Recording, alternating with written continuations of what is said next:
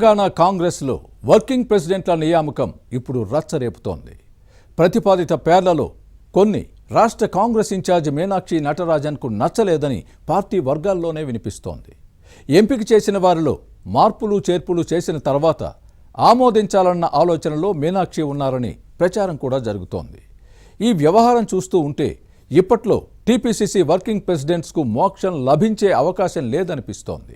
పోస్టుల్ని భర్తీ చేయకుండానే రాష్ట్ర కాంగ్రెస్ అధ్యక్షుడు మహేష్ కుమార్ గౌడ్ పదవీకాలం ముగుస్తుందా? నియామకాలు ఆగిపోవడానికి అసలు కారణాలేంటి? పార్టీ పెద్దలు రూపొందించిన జాబితాలో ఉన్న నేతల పేర్లేంటి? Was a story.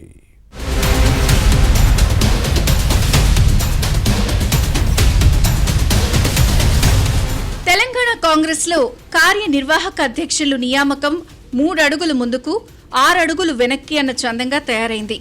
Mahesh Kumar Goud TPCC చీఫ్గా బాధ్యతలు చేపట్టిన తర్వాత ఈ వ్యవహారం ఎందుకో ముందుకు సాగడం లేదు. దీంతో ఆశావహుల్లో అసంతృప్తి వ్యక్తమవుతోంది.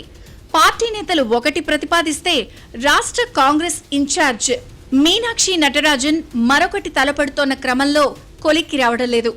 దీంతో టీపీసీసీ వర్కింగ్ ప్రెసిడెంట్ పోస్టులపై ఆశలు పెట్టుకున్న వారు నిరాశ నిస్పృహలకు లోనవుతున్నారు.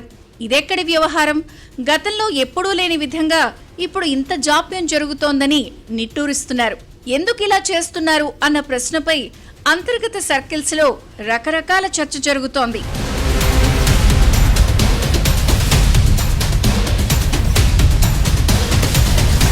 తెలంగాణ ఏర్పాటైన తర్వాత పీసీసీ అధ్యక్షులుగా ఎవరున్నా ముందుగా వర్కింగ్ ప్రెసిడెంట్లను నియమించుకున్నారు. కానీ ఇప్పుడు మాత్రం ఇందుకు భిన్నంగా జరుగుతోంది. కార్యనిర్వాహక అధ్యక్షులు పని విభజన చేసుకుని కార్యక్రమాలు నిర్వహించేవారు. 2014లో తెలంగాణ మొదటి పీసీసీ అధ్యక్షుడిగా పొన్నాల లక్ష్మయ్య పనిచేసినప్పుడు ఉత్తమ్ కుమార్ రెడ్డి వర్కింగ్ ప్రెసిడెంట్గా బాధ్యతలు నిర్వహించిన అంశాన్ని ప్రస్తావించుకోవాలి. ఆ తర్వాత ఉత్తమ్ కుమార్ రెడ్డి టీపీసీసీ అధ్యక్షుడైన తర్వాత మల్లు భట్టి విక్రమార్క కార్యనిర్వాహక అధ్యక్షుడిగా పనిచేశారు. 2018 ఎన్నికల తర్వాత భట్టి విక్రమార్క సీఎల్పీ నేతగా ఎన్నికవడంతో జట్టి కుసుమకుమార్, పొన్నం ప్రభాకర్, రేవంత్ రెడ్డి వర్కింగ్ ప్రెసిడెంట్స్ గా విధులు నిర్వహించారు. టీపీసీసీ చీఫ్ గా రేవంత్ రెడ్డి ఉన్నప్పుడు గీతారెడ్డి, మహేష్ కుమార్ గౌడ్, జగ్గారెడ్డి, అంజన్ కుమార్ యాదవ్, అజరుద్దీన్ కార్యనిర్వాహక అధ్యక్షులుగా పనిచేసిన విషయాన్ని గుర్తుపెట్టుకోవాలి.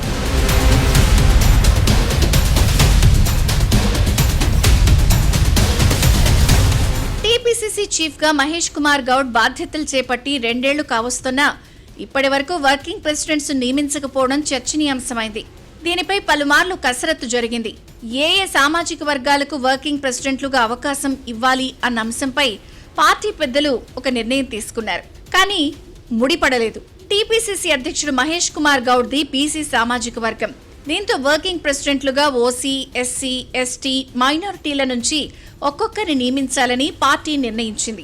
ఓసీల్లో కోదాడ ఎమ్మెల్యే ఉత్తమ్ పద్మావతి, రోహిన్ రెడ్డి పేర్లను ప్రతిపాదించారు. ఈ ఇద్దరిలో ఒకరికి అవకాశం వస్తుందని హస్తం నేతలు భావించారు.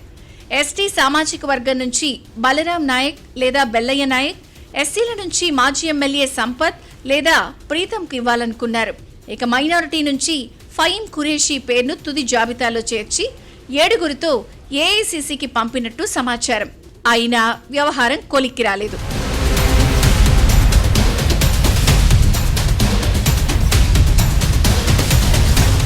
అన్ని అంశాలను పరిగణలోకి తీసుకుని పార్టీ పెద్దలు ప్రతిపాదించిన 7గురు పేర్లపై పార్టీ ఇన్ఛార్జ్ మీనాక్షి నటరాజన్ సంతృప్తిగా లేనట్టు సమాచారం.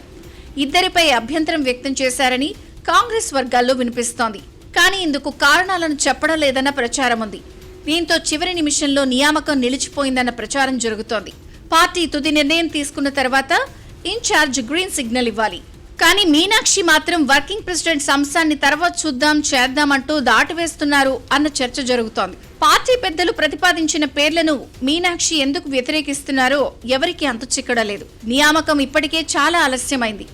ఏకాభిప్రాయంతో వర్కింగ్ ప్రెసిడెంట్ల నియమించాలని పార్టీ పెద్దలు భావించి తుది జాబితా సిద్ధం చేసిన ప్రతిపాదిత పేర్లపై రాష్ట్ర కాంగ్రెస్ మీనాక్షి నటరాజన్ అసంతృప్తిగా ఉండడంతో ఈ వ్యవహారం ఎప్పటి కొలిక్కొస్తుందో ఎవరికీ అంతుపట్టడం లేదు.